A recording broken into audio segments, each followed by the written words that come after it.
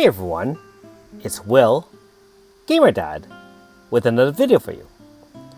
So in tonight's episode of Should You Summon, we're going to cover the two banners, both versions of the ES Nagi, also known as Extra Style Cthulhu. Anyways, I'm sure I'm pronouncing that wrong, so feel free to correct me in the comments below. Now, if you haven't already, make sure you like and subscribe to my channel. I really appreciate it. I also do have a Patreon account for those who want to support me this way. So first of all, ES Nagi is the newest extra style unit, obviously in conjunction with Chapter 2 of the 3,000-year-old arc. If you didn't catch my live stream, make sure you can. It's now up for replay. I also did the 5 encounter battles to unlock AS Levia as well. So I'll be working on that content this weekend. Now that being said, let's bring up the banner here. This one you can do up to 3 times, and I believe they teased that in the notices yesterday. Flat 10% of the ES Nagi on pull 10. Obviously, pulls 1 to 9 are 0.4, 0.8 respectively. Note that the AS version is not upgraded. Only the normal style version is upgraded. So overall, each pull, whether or not a single or so, would be 2.01% chance or so. Obviously, with the paid banners, the most current units, including Pizzica as well as AS Transporter Kikyo, is there. Now, if you're wondering about the normal banner, which is for paid players and free players, it's the standard 0.4, 0.8, 0.8. Notice no Pizzica, and I'm guessing also no Transporter as well. Let's just take a quick look here. Let's see, where's Kikyo? I don't think she's here. So yeah, there's Kikyo. And of course, pretty standard bots, Rainbow Sisters, Knights, 4 stars, and so on and so forth. So as a quick review, ES Nagi is obviously our third ES unit, I believe. She's got a unique zone called Starry Sea Stance. What that means is that all moves, whether or not it's magic, blood, pierce, and slash, so essentially every attack of every unit on your team charges the bar. So instead of one zone, for example, slash zone only increases moves for slash, this one will increase all 4 attack types as well. So that's pretty much that. And so you can gain a bar really, really quickly and also mix and match team composition. So, instead of having the same element, for example, or just having all magic users, you can essentially mix and match your top DPS in that sense. Also, the whole point of this zone is to essentially reward you for keeping and maintaining a full AF bar without using it.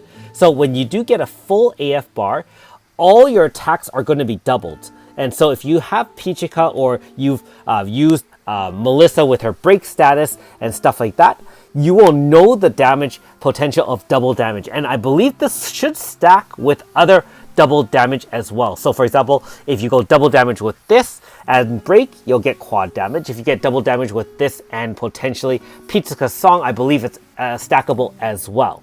Not only that, but when you're in this Starry Stance, then enemy attack damage is decreased by 20%. So instead of a weapon zone decreasing damage by 30%, all enemy attacks are decreased by 20%. So you have a lot more durability in the fact that it's variant. Instead of having, for example, only one type of attack decreased by 30, you do have all attacks regardless of source by 20%, almost like a 20% barrier.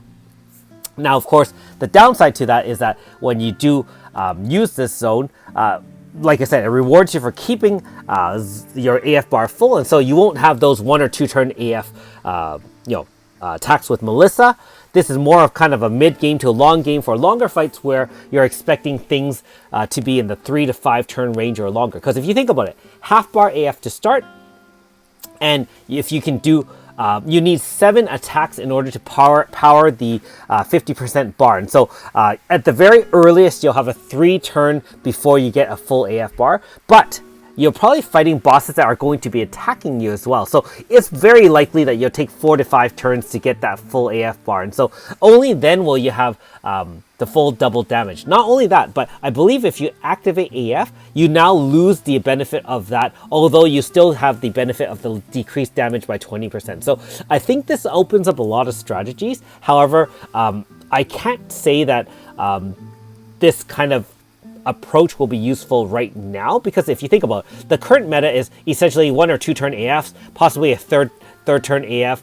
I mean, you have your Song, for example, with Pizzuka for 3 turns, and so at the end of the 3rd turn Song, you can activate AF. There's a lot of different strategies, but nothing to kind of last longer and maintain massive damage outside AF. Now, that being said, we do have Bullseye Grasta now that increases damage by 50% outside AF, and again, all stackable with these benefits. And so you could essentially make a team where, you know, you're doing essentially non-AF damage and just blasting it out of submission outside AF.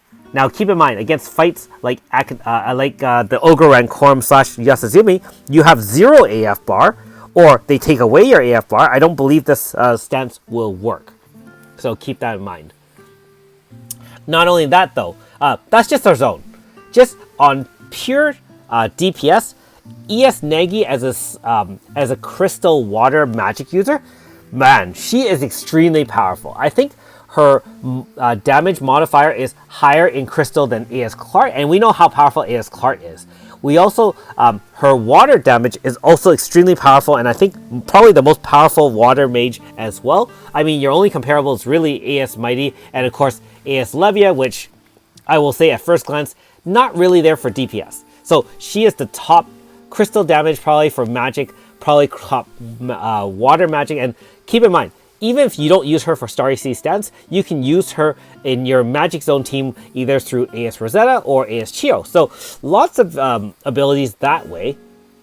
And one last thing I will mention, she has the same benefits as AS Clark.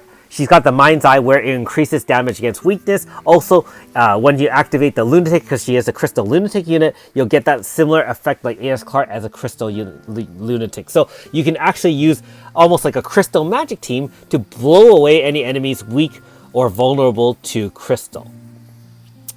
Yeah, very, very powerful. In terms of, I guess, end of turn, when you are in full AF, you do restore all party members by MP by 50. I don't know if that's anything specifically, so forth. Okay, so the real question is, should you summon on her? So the fact that she unlocks a different zone, and just zone aside, the fact that her DPS is through the roof for magic users for crystal as well as water, I think she is a pretty significant add. I also didn't mention, but she does have that similar effect with all kind of other magic zone units. I believe she can also do the let's see, anyways, sorry, yeah, the fact that she does that much damage, you cannot not ignore her when using her or adding her to your team. Now, at this point, do you need that extra DPS and essentially this new zone? I will say current content, no. I mean, we can beat everything up to date now, but I suspect that in the future, we will have very interesting uses of Starry Sea stance. Keep in mind that you can cancel that stance with another zone setter too. So you can use her in a limited role and then obviously VC in either Magic Zone or Water Zone and just let the fireworks fly. So if you don't have any form of Nagi and you do have some stones available, I would highly recommend you going for this particular banner. I mean, keep in mind though, we do also still know the path of future banners up to Japan because we're still a few months behind. So keep in mind that you will eventually, if you're free to play, if you want to grind out the units, you'll still have to have at least one form of Iska, one form of Dewey, one form of Suzette, and potentially there's still a Daisy's banner coming out as well. So depending on how you budget and how quickly WFS releases banners or content to catch up to Japan, you can opt to see if you have enough stones in your budget to go for ES Nagi. And if you do, and you don't have her, highly recommend going for her. I don't know if she's absolutely 10 out of 10 needed though for your team. So bear that in mind that, like I said, current content, you don't need her to beat anything. Although I would imagine she'd make some fights a lot easier. Now, in terms of if you do have her in any form, I would advise against summoning. The normal rule is to farm out her 3 codexes or farm out all 5 codexes, buy the 2 that you need from the Emporium if you need to, and side grade her that way. That way you save your stones for a future banner which you don't have any form of that particular unit. But of course, it really is up to you. And like I said, if you summon now and you already have a form of Nagi, you essentially, obviously get her much sooner than grinding out those codexes. Now, that being said, of course, I am planning to hold off on this banner since I do have both normal style Nagi as well as AS Nagi. However, let me know in the comments below if you're planning to summon on her. If you got her, and for all those who are summoning, always wish you the best of luck in hitting huge, hitting the golden doors, or, like I said, even if you get normal style Nagi, you can still grind that out and side grade if you don't have any form of Nagi.